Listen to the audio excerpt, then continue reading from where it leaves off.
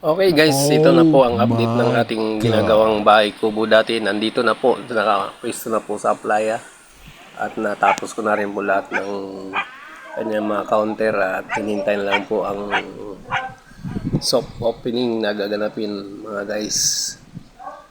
Too soon na po mga guys, kaya nandyan na po yan.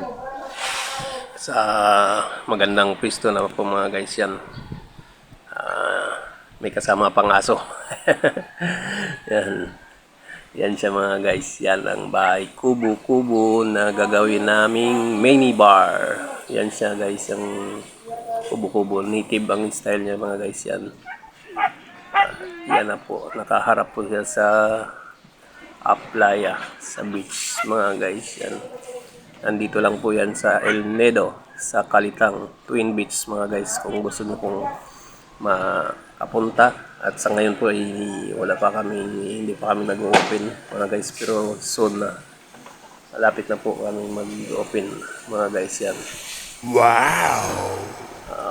Salamat sa inyong panonood at paki-like and share na lang po sa mga mababuting puso dyan.